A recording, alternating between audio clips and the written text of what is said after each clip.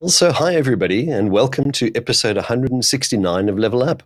It's your 60 minutes of live Q&A where your questions drive the show. Ella is over in the chat, so please say hi and let us know the name of the city and where you're watching from. That'd be really nice to see. Get your questions in early by posting them up in the chat or following the QR code that you see on screen using your mobile phone. Now, today, of course, we will also post a link up in the chat for you to vote up the questions that you'd most like answered, and you can also add your own. If your question is selected, we're going to put your name in the credits, so stay to the end of the show to see that. Now, Woody Williams once said, no matter how good the team or how efficient the methodology, if we're not solving the right problem, the project will fail. So a perfect project team needs an amazing project manager and a group of very skilled individuals who are all committed towards a single goal. So what does a perfect project team look like? How do you go about ensuring that you've got the correct skills on your team? Well, to answer that question, and of course all of yours, we've got a wonderful panel joining today. So let's jump right in and meet them. Hi, everybody. Good afternoon. Good afternoon. Hi. Hi, I'm going to first start off with Kay. So Kay is the CEO of CITI Limited, and she specializes in change enablement and consultancy, building capability within organizations to support the delivery of strategic change through effective portfolio, program, and project management. Welcome, Kay. Thank you. Thank you for the opportunity again. I think I stepped in at the last minute because I think somebody else couldn't make it. So always welcome to join in when I can. And a really interesting subject area today for us to kind of digest and talk about. I agree. Kay, thanks for stepping in, and it's always a pleasure having you on the panel, so welcome. So Etienne, I'm just going to introduce Etienne briefly. Etienne's currently the head of education at Pink Elephant South Africa, and he's got a specialist focus on IT governance, and IT and emerging technologies as well. And he loves to assist organizations with aligning their business and IT strategies so that they can enable flexible change and respond rapidly to evolving business environments. So welcome, Etienne. Yeah, very good to be here. And as Kay said, exciting topic. It's perfect team. I'm not sure that's possible, but we can get close. Exactly. True. Good point. All right. Orlando Heijmerink. Orlando is a trainer and change guide at Lagant, and he recently started as a program manager at a regional hospital in the Netherlands. And Orlando is really passionate about helping teams and organizations with change to create more effective results and, of course, have fun. So welcome, Orlando. Yes, thank you very much, Nigel. It's an honor to be here. I'd love the word from Michael Jordan, who says talent wins games, but teamwork wins championships. I'm really a believer in that. So, thanks, Orlando. That's a really good quote, that as well. And lastly on our panel today is Rajiv Khanna. So Raj's relationship spans, I think, 25 or more years over this area, and he's been working with APMG for many of those years as well. And he has experience managing a diverse range of projects, programs, and in change management, both in public and private sectors in the UK, and abroad. So welcome, Raj. Yeah, thank you. And great to be part of this panel. Again, great to be looking at teamwork because not just in project and programs, teamwork is important in everything we do. So it'd be great to talk about it this afternoon. Fantastic. And of course, last but not least, the show wouldn't work at all without her, is Shanice. Shanice Mitchell-Cox is joining us today from Wales, I believe, and is acting as our question master. So welcome, Shanice. Thanks, Nigel. It's always so great to be on these shows, especially as a question master. So I'm looking forward to asking all the questions today. Fantastic, Shanice. Thank you. It's always good to have you on the show as well, in whichever role you choose, host, question master, social, it's a jack of all trades, Shanice. Absolutely. All right. So let's dive right in and see what questions we have that are coming up about how to build the perfect project team. Shanice, our first question, please. Of course, thanks, Nigel. So we do have a question from Dennis. What are some of the key characteristics in terms of soft skills that we need to look for while recruiting to build a perfect project team? This is an interesting question.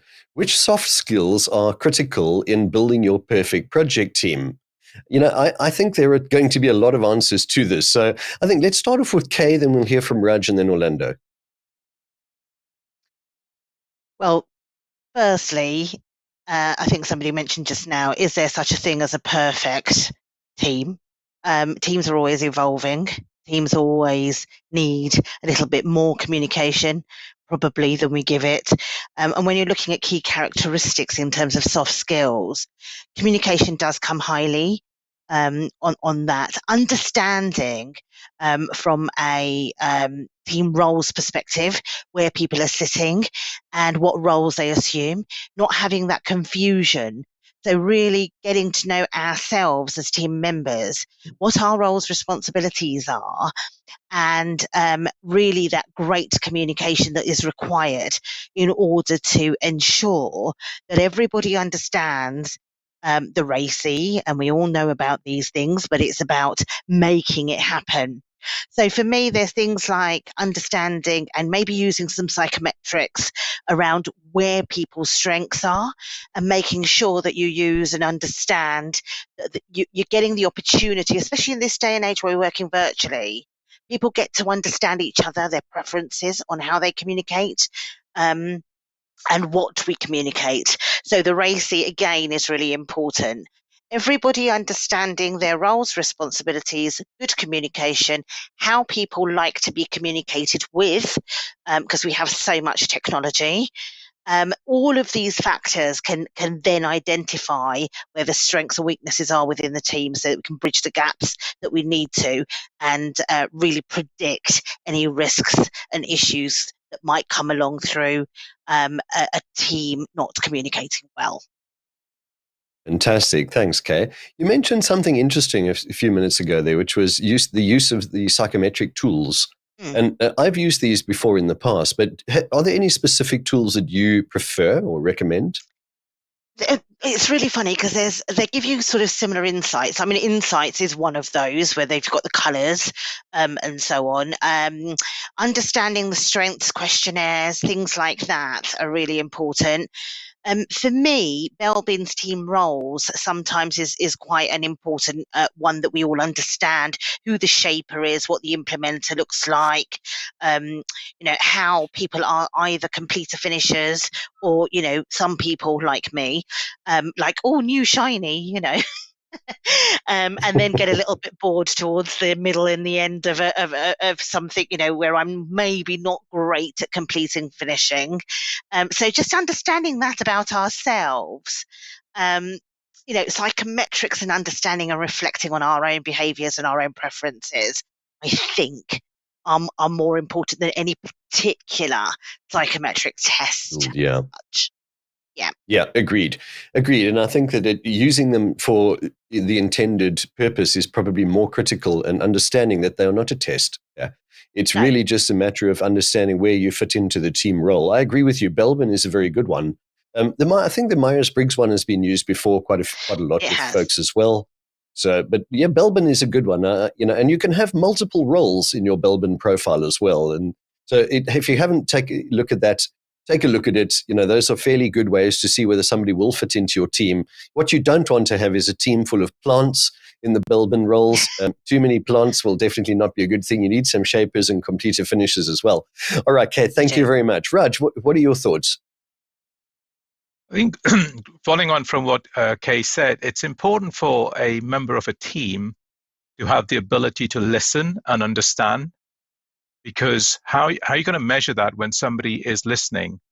And therefore, we need to look at using some psychometric testing, and not just hearing somebody, but actually listening to their question, and also respecting what they're trying to say, because nobody's right all the time, and at the same time, nobody's wrong. So for me, to add those two about communication is also the ability to listen and to respect another person's opinion. And I would suggest those are very important characteristics of a member of a team.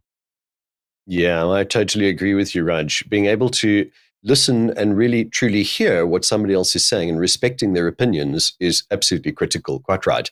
Orlando, what are your thoughts? Yeah, to add on that, what Rajiv says. So I'm really looking at the diversity of people coming into my team or into a team, and respecting each other's different perspectives and personalities. And for that, we often use the DISC way of prototyping, personality typing: dominant, influencing, conscientious, and steadiness, which depends on the task and human-oriented people, and more active and more thoughtful people. And the value of it is to understand in critical situations, when it gets hard and people are under stress, to understand how people's reactions are. Because when it's all in flow and people are happy, then it's kind of easy to work together. But when it's getting hard and deadlines has to be met, then it's very useful to understand how people's reactions will be. And then some positive attitude, mutual trust, and empathy for each other. Those are, in my opinion, important soft skills. Excellent. Very, very good points there. Thank you, Orlando. Etienne, final thoughts on this? Yeah, many very good points made. So there's not an awful lot I can add. But yeah, empathy was one that I was definitely going to raise as something being really critical.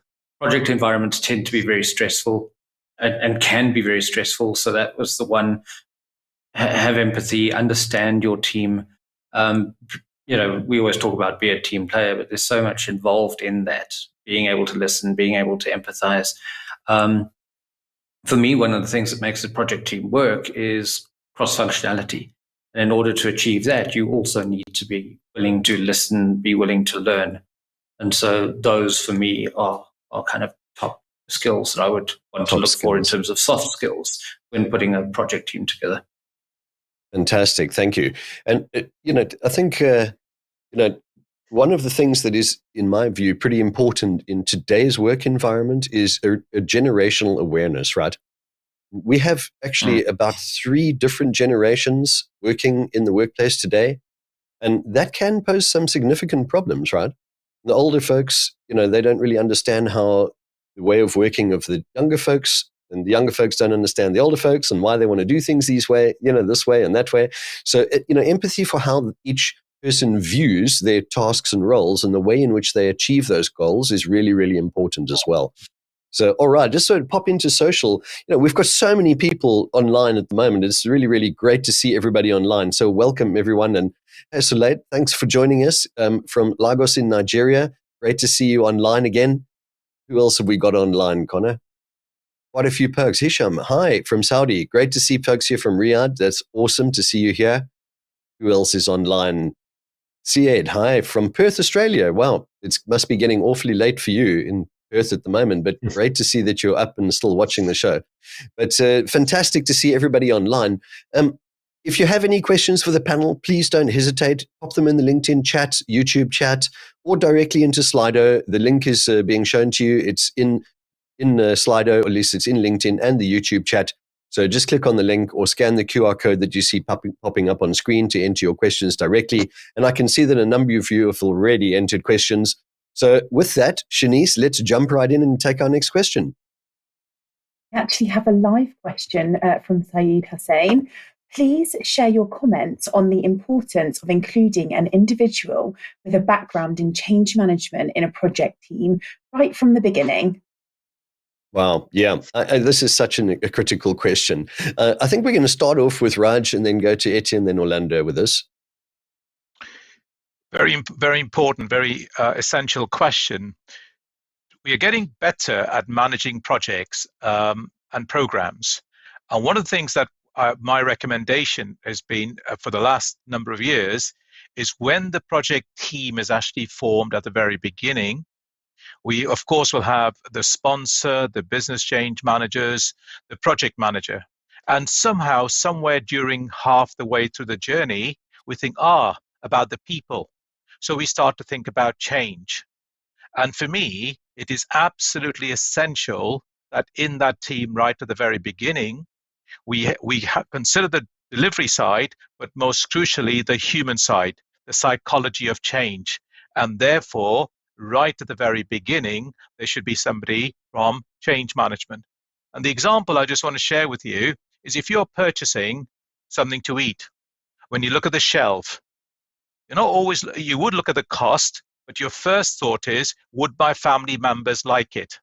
So when you buy something off the shelf, you have to consider the family members and the psychology of how you get your 6-year-old to eat what you're buying.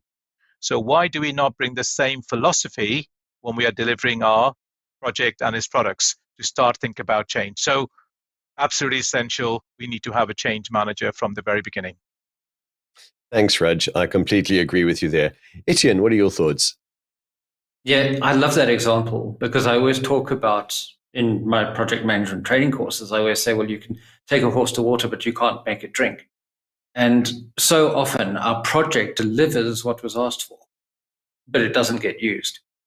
And so bringing a change manager in is critical. The part of this question I really like is, why is it important right from the beginning?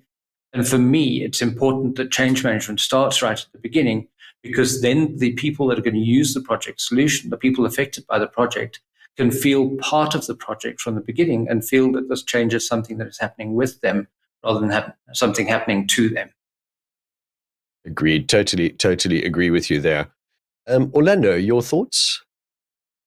Yeah, I would split the question between in change management, because is the intention of the change management capacities and competencies, is it aimed for the project and the implementation of the project and the impacted people of the project? Is that the question behind it? And then I would say, yes, it's very important, because you want to use a certain produce deliverable. Otherwise, there wouldn't be any benefits for the organization or the environment, society. And on the other hand, if it's for change management, if it's meant for to have an impact in the team building and in the team dynamics, then I wouldn't call it change management, but someone with a focus and competence and understanding of team dynamics and team building. And then, for example, using the Tuckman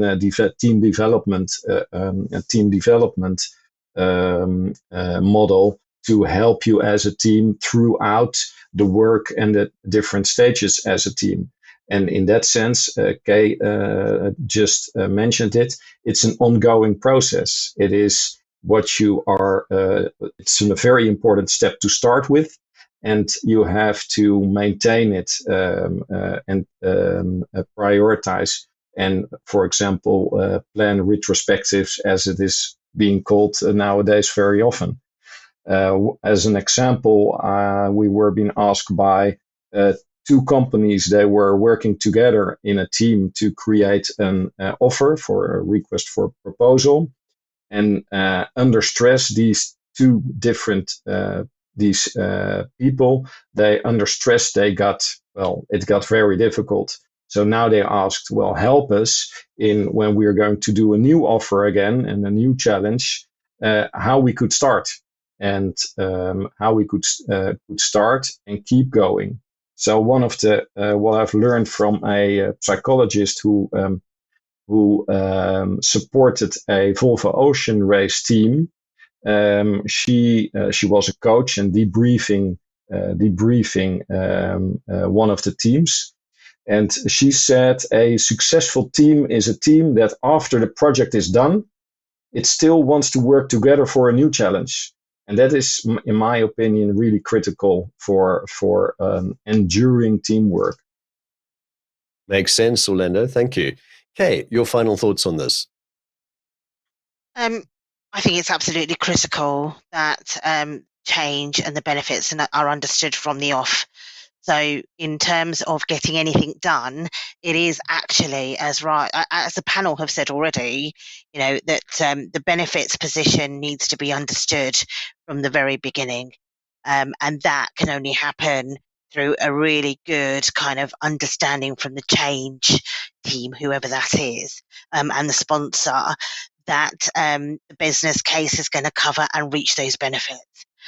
Without that understanding and that ambiguity in place, things start to go wrong very, very quickly. So it's really quite critical that there is a full understanding of what the mission is, what they're trying to achieve, and absolutely critical that there is a good plan and a good business case in the forefront, that everybody has aligned to in order for those projects then to come into fruition and for the sponsor to realise the benefits. Without that, there is no project. I mean, what is the point? So it's really quite important. One of the things that I think was already said, and I think I'll just echo it, I guess, is that, if you don't align the early adopters and the people early, then you're not going to get a successful transition, and therefore you're not going to realise those benefits. Many projects do go wrong for those reasons, and I'll just reiterate that the benefits position the sponsor, and change is very much part and parcel of the beginning of anything that we're going to kind of produce or change and get adopters to use at the end. So I think I've echoed really what everybody else has said, but I think it's absolutely critical. Thanks, Kay. Sayed, I hope that answers your question. I'd just like to add in there, it's been statistically proven now that having change management involvement at the start of a project increases the likelihood of the benefits being realized earlier and more of those benefits than ever before, right? Now, one of the challenges, if you think about this in your personal life, when you hear about something that might change and you don't know all the details of those change, and you weren't probably even supposed to hear of that change, it was a rumor, your initial feeling is that it's nerve-wracking. It's uncomfortable. It doesn't make you feel good. Now, that often is the case in the work environment, right? People hear about things even if the project hasn't yet even been formalized. So right at the beginning stages, it can go wrong already. Resistance to change starts to raise its ugly head straight away before the project is even tabled, and it's just come up as an idea, right? So get the change management involvement early on if there's likely to be any impact to the way people are working, the staff changes themselves, changing of roles, changing of tasks within a role, processes. It's amazing this minute detail that can actually put people at ill ease. So ensure that change management function is part of it. And, I've often wondered, is there really a difference between a change manager and a project manager at the end of the day? Successful project managers are usually change managers and vice versa. So, all right. Thanks, everybody. Shanice, may we have our next question, please?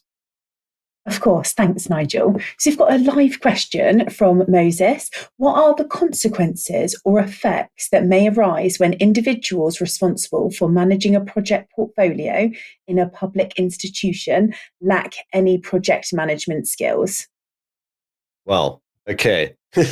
So I can tell That's you. a question. Yeah. I'll let Raj answer this straight away, but I have some strong feelings about how that's going to go. All right, Raj, and then Etienne. Really, it's for me, project management should be seen as a profession. So would you go and see a dentist who does not have any dentistry skills? Would you go and see a lawyer who has no lawyer skills? So why do we believe today that it's okay to find anybody from anywhere and say, you know what, here's a project, you go and manage it? And for me, the project managers should have, whether the program managers, change managers, and just to pick up on your point, Nigel, a project manager and a change manager role, these are roles, can be combined, providing I use 3 C's. They have the competency, they have the capacity, and they have the craving to do it. So you need to have the competency. And I do believe very strongly that we must see project management as a profession and get the right people who have the right qualifications and have the right competency to take on that role. Otherwise, it's going to be an absolutely disaster, darling, as they would say in Strictly Come Dancing. Right, thank you. That is so true. Very, very true. All right, Etienne, before we hear from Kay and Orlando. Yeah, I just have to reiterate, it's going to be disastrous if you don't have a project manager with project management skills. Your question asks specifically about in a public institution, public sector, private sector, different objectives. Private sector, you're looking for profit. Public sector, it's about service delivery. Neither of those would be achieved. So whichever your environment it is, whatever your goals are unlikely to be achieved if the projects fail. Projects will fail if you don't have project managers with the right skills managing them. Simple as that, absolutely. Kay, your thoughts, and then Orlando to finish this off briefly. This feels like a very personal experience question to me, and somebody is venting. So I absolutely echo again what the panelists have said already. I sometimes feel a little bit aggrieved that anyone feels that project management can just come and go and anyone can do it. But there is a reason why it's a profession. There is a reason why, there are specific skills that I believe in business everybody should have, those project skills, because they do give you a framework, they give you a process, and they give you communication and milestones and things like that. And it's so important, and it's absolutely critical that personally I would probably teach it at school, because I think they are such brilliant skills that I believe everybody ought to have in their kind of toolkit, because it helps to manage kind of things well. There's a difference between a project skill and project management qualifications as such, and so on. So I think there is a real deep kind of understanding within projects. It's quite a complex subject. It's not as easy as organising your kids' party. It's not as easy as that in a way, although that can be quite difficult, I can tell you from experience. But it's very, very important that, it's not trivialized.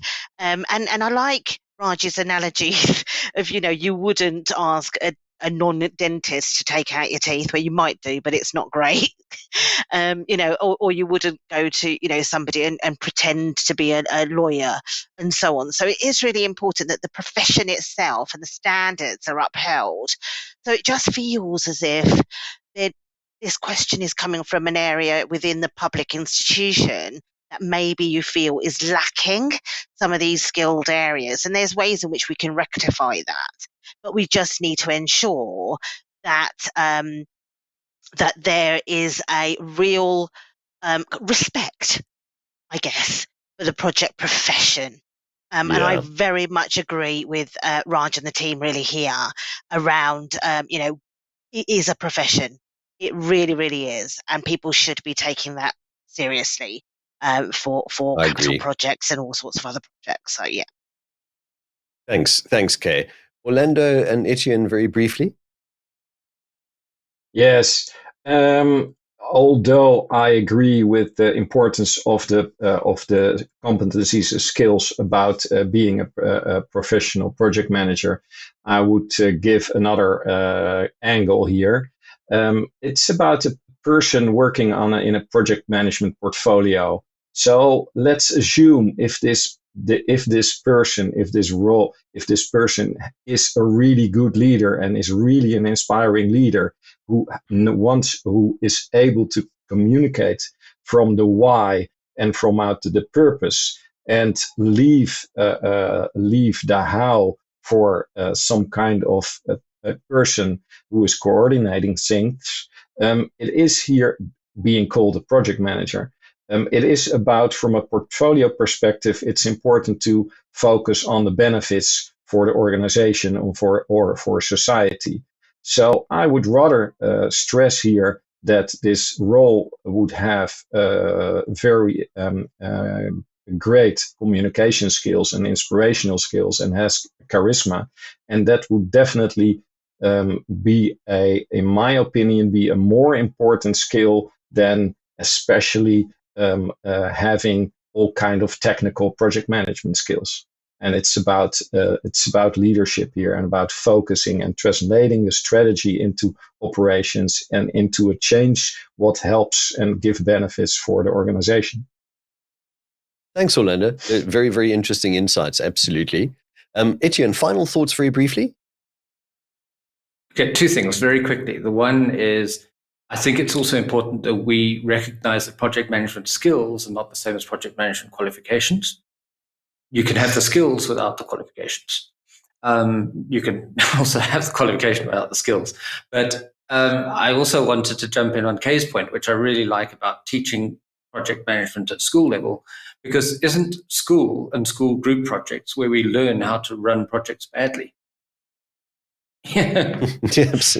Yeah, it's our school projects that is where we learn all our bad habits for project management. So yeah, start there.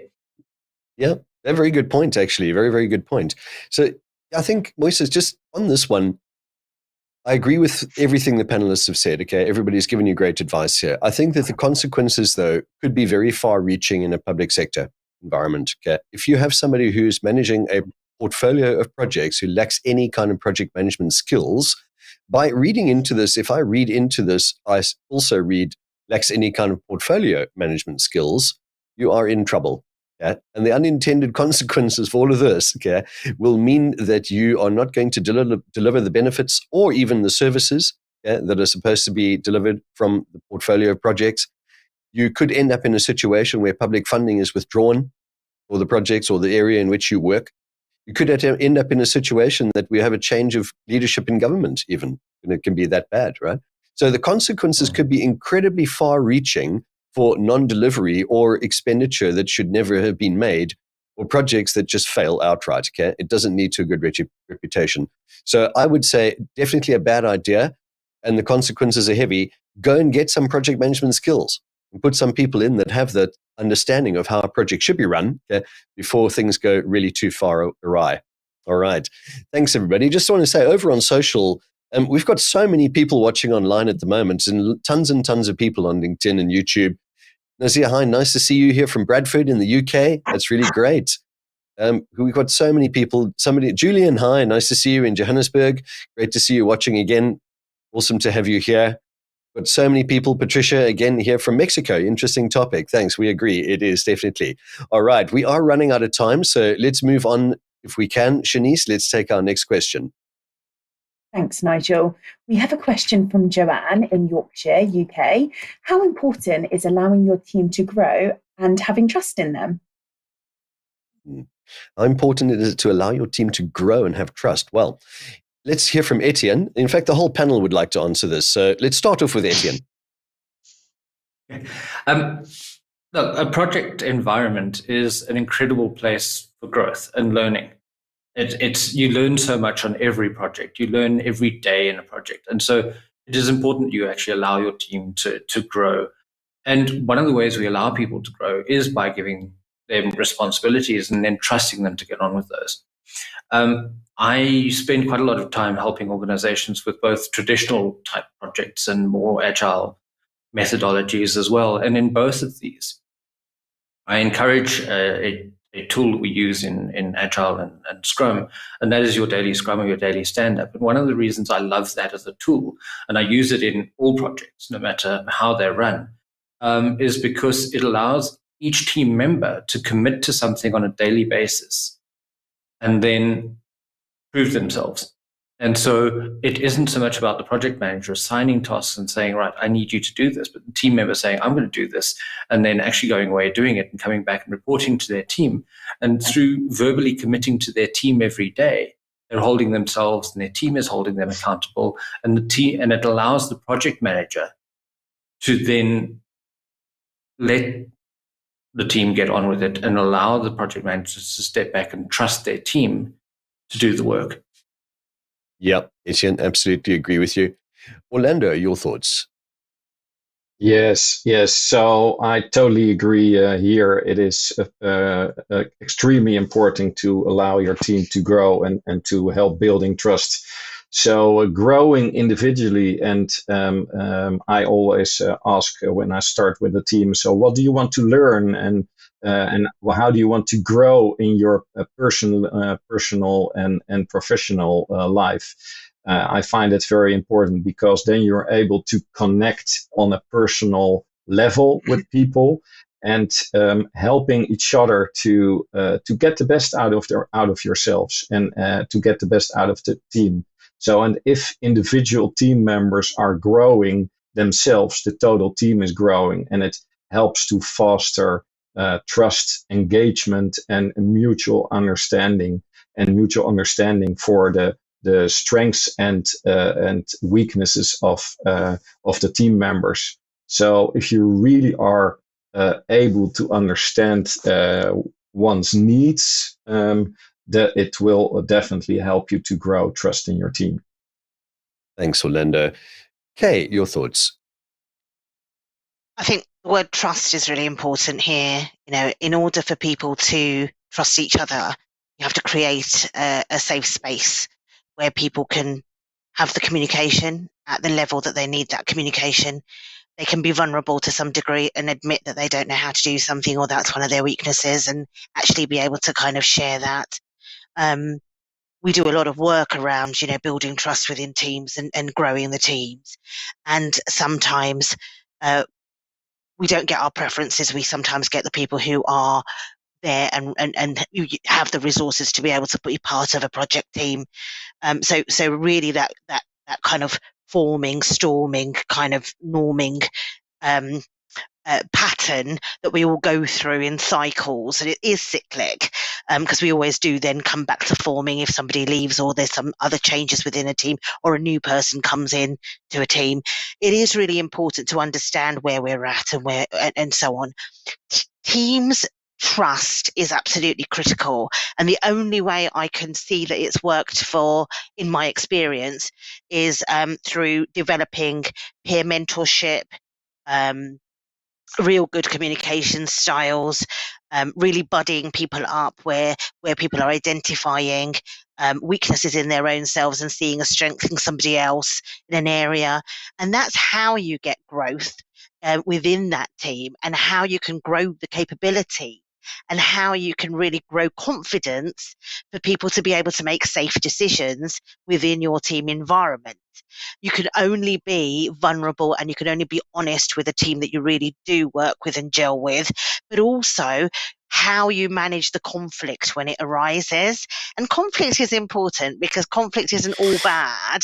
It could mean that you're having a real kind of heated discussion and a debate, and somebody just thinks a little bit differently to somebody else. And actually having the space to be able to negotiate and to be able to understand each other, respect each other's opinions, which we've talked about already today. These really do help to grow the team and grow the trust. Yeah, I totally agree with you, Kate. Totally agree. Raj, why don't you finish us off on this one before we move on to the next question? Yeah, one of the things that Daniel Pink talks about is what actually motivates people. And he speaks about three things. One of them is autonomy, the other is mastery, and the third is purpose. But the first one really is important. It's about autonomy. And so therefore, another word I want to introduce now, which we're not very good at, is empowering people to make decisions. So we must all do that from a leadership level, is as part of autonomy, is allow people to make those decisions, empower them to make decisions. And going back to something that Kay sort of touched on, was about creating a concept of psychological safety. It is okay to make a mistake. Too often, we seem to work in a blame culture. So rather than blaming somebody, is actually sitting with somebody and understanding, why did they make the decision that they did? What can we learn from it? And would you have made the same decision again had the situation been exactly the same? So let's encourage people to learn from ourselves. It's about self-learning. Nobody likes to be told you got it wrong. You look at cricket, as being a cricket fan right now playing against the Aussies. People drop a catch and people shout at them. Well, do you think the player who dropped the catch deliberately wanted to drop that. They don't. So why pick on blame? So let's try and work on supporting. And if we do that, and what the rest of the panel have said, I do believe empowering people and creating a concept of psychological safety will go a long way in allowing the team to grow and trusting each other. Fantastic. Thanks, Raj. And Joanne, I think just to echo what everybody else has said, you will not be able to put together your perfect project team if you don't allow people to grow and you don't have a trust in your team. Yeah. It's so critical, absolutely critical. All right, thanks. I can see the questions are stacking up and we're running out of time. So, Shanice, please, may we have our next question? Of course, thanks, Nigel. We've got a question from Adrian Pine. What part does organisational culture play in project team building? Okay, well, wow. Adrian, nice to see you online and asking questions. That is such an important question. What part does organisation culture play in this? Well, a lot. So I think what we'll do is we'll start off with Orlando. Everybody wants to answer. So let's mix up the order. We'll go to Orlando, then we'll go to Etienne, and then Raj and then Kay. Hi, Adrian. Nice to hear from you. Yeah, well, that's organizational culture plays a really important role because it sets the context, it sets the stage for teams and people and employees to work in. And that gives a shared understanding, shared style of working and way of working for people to be in. So in which sea are you swimming as a fish that really makes a difference? So if those culture settings are set, it could be very difficult to get out of such a setting. But I'm really a believer that a team is able to set as well their own standards, although that could be very difficult and could be a real challenge. Thanks, Orlando. Appreciate it. Etienne, your thoughts? Yeah, look, culture is incredibly important because it affects everything. So I'm a big fan of Peter Drucker, and he's famous for saying culture eats strategy for breakfast, but culture eats everything for breakfast. If your culture isn't right, or your project doesn't fit in with your culture, it's not going to work. But having said that, you can also make sure that you build the right team culture within your project team. And I think that for a project manager is really important. So as much as the project and program and everything will be influenced by organizational culture, it's important that the project manager builds the right team culture within the project team. And I think that, and that's where you can build on what Raj says earlier about psychological safety and all of that as part of the team culture. And that's something that the project manager can drive and instill. So I think we need to look at it from those two levels. Yeah, I think you're absolutely right, Etienne. Raj, what are your thoughts on this before we hear from Kay? If I was to answer this as a quick one-word answer, of course, I would say, Adrian, it's huge. Because for me, every organization needs to create, for example, these days, we a lot of meetings used to take place face-to-face. Now we're working across teams. Some people are in the classroom together or in a meeting room, and others are there. So for me, one of the things the organization, first of all, to set up is a process about, Kay mentioned something about, norming. As part of every team, as part of the norming process, we need to agree. For example, as again, Kay said, roles and responsibilities, how are we going to communicate with each other, etc. And if there is an organizational standard and how it is being done across the organization, then individual teams can deviate or to suit the team the needs, but they must still remain aligned with an organization culture. And the leaders of the organization, in my opinion, do drive their behavior rather drives the culture of the organization. So let's try and use the organization as a helping tool to develop the teams to do better. Makes sense. Thanks, Raj. Kay, final thoughts on this one? Again, I'm agreeing with the panel, with regards to how important culture is, and actually it's ordinarily it's leadership led. It's almost the behaviours and the culture is kind of instilled through the expectations of the leaders. It's a bit like a family, isn't it?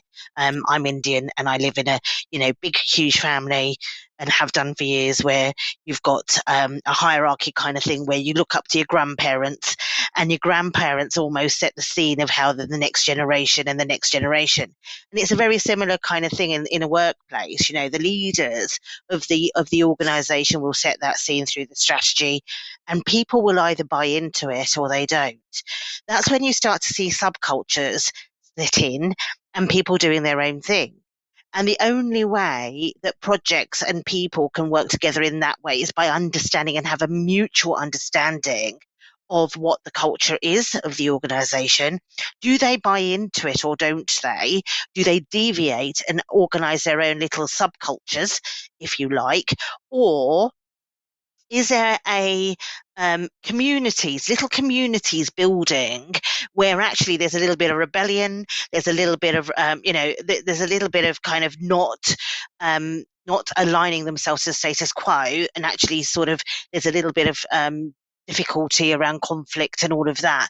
So it's really important that we understand not only the organization's upfront cosmetic culture of what they portray, but actually the underlying the realities of what's going on within an organization and the subcultures that are coming out through that. And again, we can lead not only from the top, but we can lead in many different ways. And it's about ensuring that you've got the right people and clearly, transparently being able to have those communications and dialogues, no matter how difficult they might become. But it's better to get it out and have those conversations in a safe place in order to kind of ensure that you're dealing with the right kind of culture. Kay, I totally agree with you. And I think you're right on those subcultures. Do you know, the more I think about this in organizations where I've faced this myself, quite often the upper leadership who have been setting the culture are often not even aware that the culture that they've set is either toxic or fear-based or fear-led. They aren't even aware of that, right? And they do not really feel or take responsibility for the culture of the organization itself. They feel that that's something that their lower management should be dealing with, right? But their lower management are only going to get the culture that they set in the first place. So it becomes a catch-22. Now, I think this is where, sort of business relationship management and concepts like this come in that can really help organizations to understand the impact of setting those cultures, or should we say the impact of not setting a culture. Yep. And you're quite right. There's a public persona culture and there's an internal culture, what's it like to work there and be part of those teams. And quite often if you have subcultures forming, it's usually not always a positive sign. So take that into account too. All right, everybody. Fantastic. We are moving on swiftly because we're running out of time. So I think this might be our last question panel, but let's be quick. Thanks, Nigel. So we've got a question from Ismail. What is the value of a diverse project team? Okay, the value of a diverse project team panel. Let's start with Orlando, then go to Kay, and then Raj. I think it's actually a prerequisite to be a successful team in the end. And it's about a diverse team, cross-functional with multiple different personalities. Not only helps you to enhance creativity or broaden skills, but it helps you to improve decision making. It helps you to create a wider wisdom of the crowd, as I'd like to say it. And that improves your mutual trust in the team. And it will help you. So not only in the team dynamics, it will help you. And on the other hand, it will help you in creating, being able to be more successful as a team. And together, that makes a great team. Creating great achievements, and having a great team dynamics, that is where everyone wants to be in, is it? Yeah, it's very true. It's very true. Thanks, Orlando. Kay, your thoughts? I think it's really important to have diverse project teams, but not just project teams, diverse working in general, because I've seen organisations, I've seen people and groups where they become, they have groupthink, where everybody kind of thinks and believes in the same things, and they've come from the same sort of background, and they've done all the same sorts of things, and quite kind of followed almost the same route to getting to where they've got to, and so on. And that creates an echo chamber, which actually then you're only hearing your own voice over and over again. You're not getting the diversity of thought. You're not getting creativity. You're becoming stagnant as organizations. And there is time, I mean, where does that lead you? Does that lead you to success, or does that then lead you to just being quite stagnant? So the free-flowing nature of organizations, groups, and people actually then helps to create a better environment, a fresher environment for people to kind of learn from one another, understand and respect difference, and really sort of work together to create new ideas, be innovative. You're not going to get that in quite a stagnant pool. You're going to get that through the free flowing way in which the world now works. And so I think it's so positive that we've got so many different diverse teams. We can work remotely, and we can work with people at a touch of a button in all different parts of the world. And for me, that there's nothing but good in that, because it helps us all to learn a little bit from each other, and that's what we should be doing. Yep, I agree with you, Kay. I agree with you. Thank you for those thoughts. Raj, briefly, and Etienne, before we finish off. I think one of the things we talk about really in a container, which is a team, whatever sort, the greater the difference between the members of the team, the more interaction you're going to get between the team and better ideas. So yes, absolutely. If you look at a lot of authors, Belbin, for example, says what makes the best team is actually a team that has mix of skills and experience. And the more you can get diversity in there, the better and ideas you're going to generate. Perfect. Thank you for summarizing so well, Raj. That's great. Etienne, final thoughts before we go to closing comments? Yeah, I think diversity is critical to success in society, in the world we're in today, multicultural, multiracial. The world is a diverse place, and the problem is if we have a team made up of one group of people, they're going to think like that group of people. If you've got all right-handed people designing a mug, you're going to get the logo on the side of the mug where right-handed people can see it.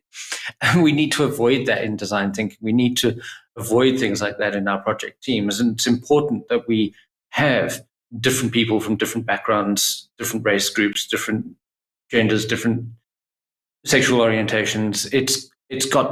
We've got to make sure that our teams are completely diverse so that we get this, we talk about thinking outside of the box. You don't want to be in that little box of the same people that you went to school with. You've got to be able to think outside of that. You've got to interact with other people. Otherwise, you're going to be designing for yourself. And you are a very small market. Totally agree with you there. I totally agree, Etienne. Thank you. Just want to give a shout out to our audience. We've had so many live questions, and Gurinder, apologies that we can't get to your question now. We've just run out of time for today's show, but we will hold that question over and put it into our next show for you. Just want to thank our audience. We've had so many live questions, so much interaction, so many people watching from around the world. So this is obviously a very interesting topic for everybody. But I'd just like to walk around the panel and just get your closing comments. And I'd just like to start with Etienne, then we'll go to Orlando and Kay. Yeah, I think I'm going to come back to the point I made earlier about how there is no such thing as a perfect project team, but that shouldn't stop us from trying.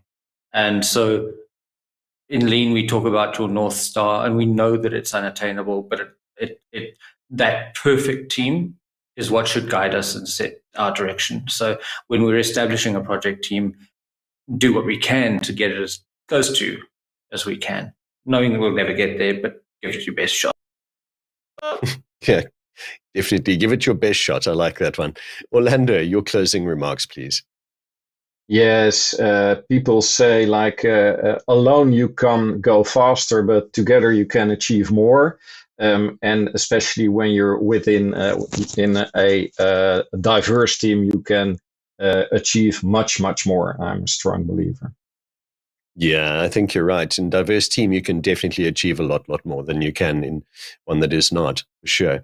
Kay, what are your final thoughts for today's episode? I think for me, great conversation and great questions. So thank you for that. But I think that the biggest thing for me is understanding difference, being able to think differently, having that psychological safety in teams, and creating really great team dynamics that can innovate and be themselves. So I think that's what's really important. I think you're right. I think psychological safety brings about automatically a culture of innovation, doesn't it? As people start to just feel like they can make a decision. It may be incorrect, but I almost like that saying where somebody said, bring about a culture of failure. Yeah? Try to instill a culture of failure in your team. And I thought, you must be mad. Why would you do that? Yeah. But actually, when you think about it, it's one of the best approaches to get the best out of people. So, yeah, think about that one. All right, Raj, your final comments for today. I think just a couple, if I could. One, there's a new framework where, I was saying new, it's been around 3 years. Praxis today, which is a project program management integrated framework, actually talks about team building as one of its components. So rather than purely talk about project program management, we need to look at that. And the other thing that, we will put a link on to it is within the Praxis framework, there's something called team praxis. And team praxis talks about the DISC model, for example, and says how every individual is different. How you present information to that information is different. So certainly, have a look at Google and type in praxis, and then type in team praxis, and have a look within stakeholders, benefits. So I think there's a lot of information there. We just need to go and learn it first and then apply it. So yes, absolutely great conversation, as Kay said, and hopefully, we would take something forward from here for all of us. I hope so. Fantastic. And thanks for bringing that up. Yes, Praxis has a lot about team management in it as well, and how to do this and how to build a culture around your team. So definitely go and take a look at that. Shanice, what are your final thoughts for today? An incredible show. The energy from all the panelists was just amazing. And I think all the questions that were given from you guys in the audience was just wonderful. Really made us all think today. So thank you so much. I just want to finish with a quote: progress, not perfection. We should always focus on improving instead of being perfect. Thanks, Nigel. I love that quote. Thanks, Shanice. That's fantastic. All right, panelists, thank you so much for, again, on behalf of APMG, for bringing your time and your expertise to this panel. Without you, we wouldn't have a show. And thank you so much to the audience, because without you, we wouldn't have a show either. And the wonderful questions you put forward have been what makes today's show. So thank you very, very much. All right. So everybody, over on our website, you can search for the answers for more than 2,000 questions now. It's a wonderful, comprehensive free resource. Connects you with over 200 experts from around the world. So don't forget, you can also listen to the audio versions of the shows on your preferred podcast platform. Please take a moment to like, comment, share, and subscribe. It really doesn't cost you anything, but it really helps new folks discover our content. Right, so what's happening this coming week? So looking forward, Monday the 17th at 8 a.m., we're going to be looking at the question, is being agile the same as knowing Scrum? I kind of think I know where the answer to that one's going to head. But anyway, should be a very interesting and lively discussion. On Friday the 21st at 2 p.m., we discuss using AI and automation in business. It's such a hot topic these days that you do not want to miss that show. And on Monday the 24th, a little bit further out, we discuss why certification matters when building your career. All of the details of those events are on apmginternational.com, so head over there and take a look. Subscribe to the show, and we'll send you a personal summary of what's coming up next and how you can join us here on the panel and level up your career with APMG. Thanks, everybody. We'll see you on the next show.